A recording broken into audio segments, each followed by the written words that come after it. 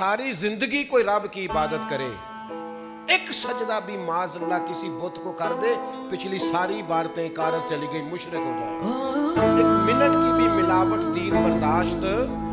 समझौता कैसे कर लेते हैं लोग उसूलों पर?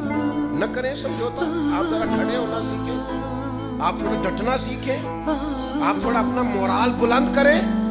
आपका कुछ स्टेटस होना चाहिए, कोई मेयार होना चाहिए।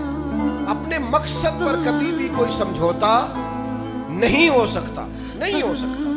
तो एक तो उसूलों पर समझौता नहीं, दूसरा धमकियों की परवाह नहीं। जिंदगी जो होती है ना, इसने बहरहाल खत्म होना होता है।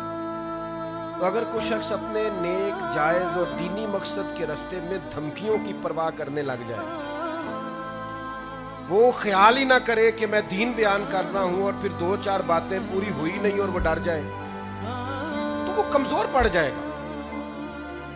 1, 2, 4, 5 मिनट के अंदर ब्लैकमेल हो जाते हैं लोग, कोई बर्दाश्त ही नहीं कर पाते, नतीजे उसके ठीक नहीं निकलते।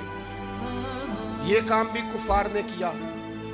नबी पाक अलैहिस्सलाम ने ऐलान नबूवत किया तो सिलसिला जब आगे चला तो एक टाइम ऐसा आया कि सारी बरादरी इकट्ठी होके जनाब अबू तालिब के पास आ गए। यही चचा थे जो हुजूर की हर हवाले से तरफदारी भी करते थे, हिमायत भी करते थे। वो आए, आके जनाब अबू तालिब से कहा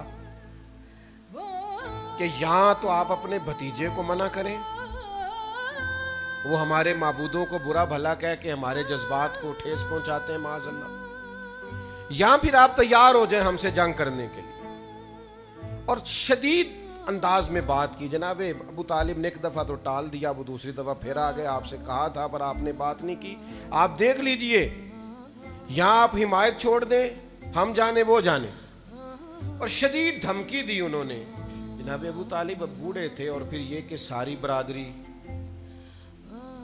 उन्होंने नबी पाक अलैहिस्सलाम को बुलाया, सरकार तशरीफ लाए तो कहा भतीजे मैंने हर मौके पर आपकी मुकम्मल हिमायत की है, मैं सारी बरादरी का बोझ नहीं उठा सकता, आप अपने कबीले के साथ बैठ के बात कर रहे हैं।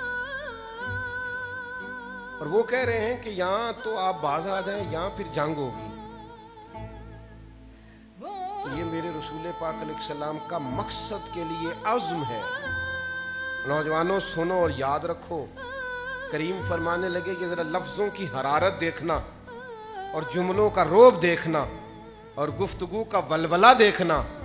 करीम फरमाने लगे चचा ये मेरे सीधे हाथ पर सूरज ला के रखें और दूसरे पर चांद ला के रखें तो दीन की तबलीग फिर भी नहीं छोड़ूंगा, कहता रहूंगा ला इलाहा इल्लल्लाह।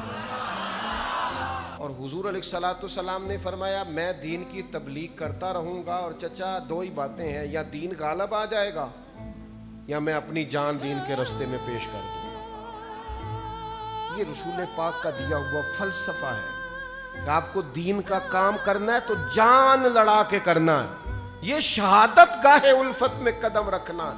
लोग आसान समझते हैं मुसलमान होना, आपको फिर पूरी मुशक्कत के साथ जख्म पे जख्म खा के जी खूने जिगर के घूंट पी आह न कर लबों को सी।